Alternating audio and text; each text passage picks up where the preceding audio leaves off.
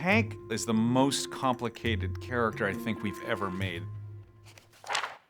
Hank just about broke our system. We have a pretty amazing system, but Hank stretched it to its absolute limit.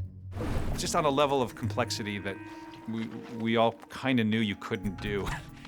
The first feeling you have when you see a sequence with Hank, you're like, oh man, those drawings are awesome. Then you go through the shock and horror phase of like, how am I gonna animate that in the computer?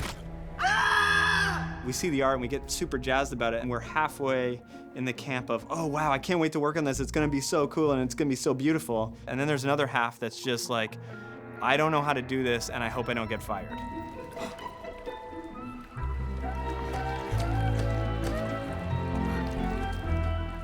We knew we were gonna wanna take Dory into kind of, if you will, the human world. Dory had to travel across a park to try and find her folks. And who better to be able to get this fish around than an octopus? Hank is basically like the anti-Dory. Dory's looking for a family in this film. Hank wants to be alone. In Story, we allow the artists to think about what crazy way can Dory get out of this difficult situation. For Story, he was like the Swiss Army knife, and he solved a lot of problems for us. He can camouflage, he can move around on land, he can drive a car. And so having this curmudgeon that just wanted to get the job done and didn't like talking to people and wanted to be alone worked as a type of person against Dory. Look, no more talking, okay? I don't like talking. I don't like chatter and questions and how are you? Oh, I'm fine. How are you? Oh, I'm fine too. Newsflash, nobody's fine. He's grumpy. He's generally just not a happy camper. Developing a character is a little bit like searching for something in the dark. You're trying to figure out what it is. In earlier versions of the film, Hank had an addiction to hot sauce, which sort of motivated him to go around the aquarium by himself. We had some funny stuff with him drinking hot sauce, but it just ended up being sort of a distraction. We came across all this amazing video footage of octopus, or octopi, shape-shifting and changing their colors, and it wasn't long before we started thinking of Hank as being a reluctant superhero. We went to several aquariums and we got a chance to see real octopuses.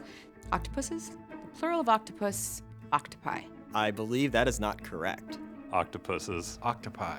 Octopuses? We got to go behind the scenes and really interact with an octopus. We got to feed the octopus. We got to kind of just let it come up to us and come around our hand, and we got to feel it on us. That thing is strong.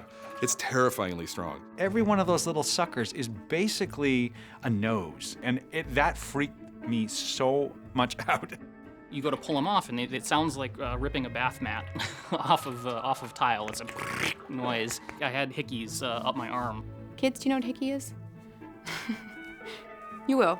As the aquarist is talking to us, kind of standing as a group, and the octopus is in a tank behind him, you see the octopus, like the tentacle coming up and out of the tank as they're trying to like get up and out of the tank. And it's like a horror film, frankly. You're like, the guy is getting out behind you.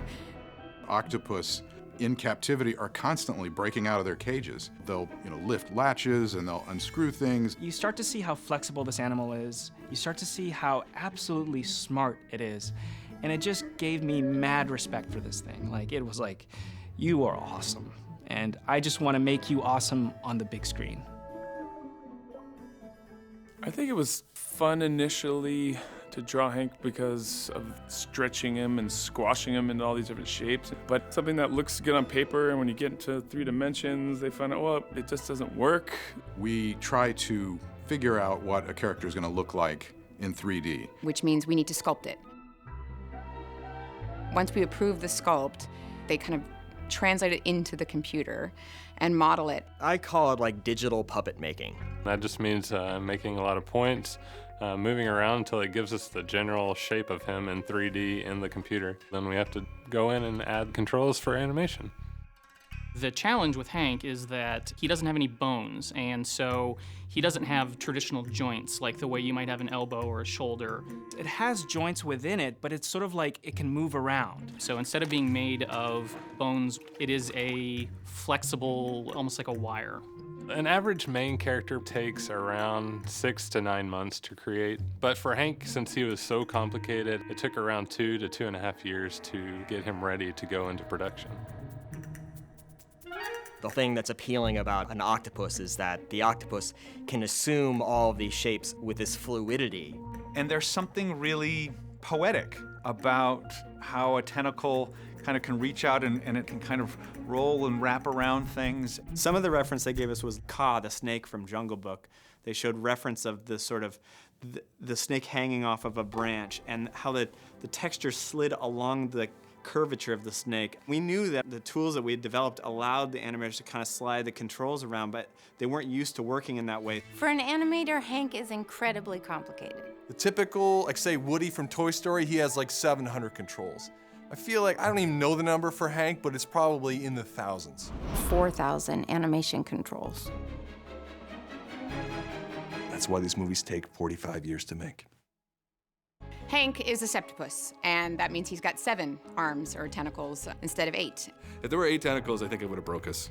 We said to ourselves, well, since you never really notice all 8 tentacles at any given time, what if we just gave him 7 tentacles? Every day you would just go, oh, thank goodness I don't have to animate that 8th tentacle.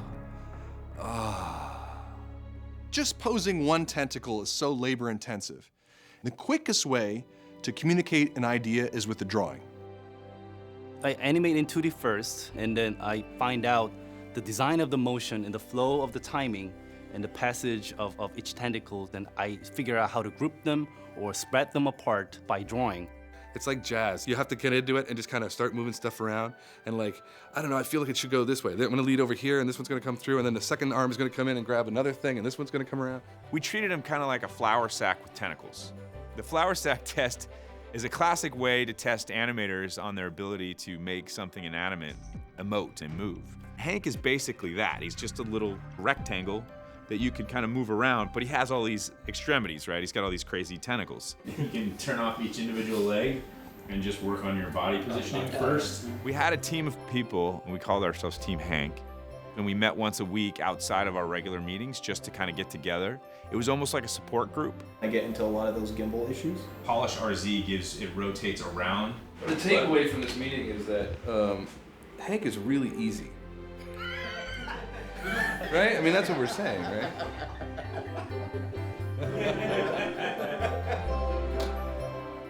Once we figured out how Hank's skin would look, the next challenge was figuring out how he would transition into all of these states of camouflage that he had throughout the film. Octopuses have a non-uniform transition, and so with Hank, we had to create a way for him to change into these camouflage looks through these individual cells on his skin, and doing it in a way that looked organic. Okay, Hank, follow me. You're in a cup. Right, I'll follow you then. Hank was the kind of project where we didn't even know if we would be able to do it. When I look at the screen, I just see all the work we did and all the meetings we had and all the tough, complicated conversations where we were trying to figure stuff out. It was a challenge for everybody. It was a challenge for the people who built him, who rigged him. It was a challenge for the animators. The harder it is and the more you struggle with it, the better it ends up being at the end, because if it was easy, it would have already been done. I love Hank. Sometimes we fought, but now we're just really good friends.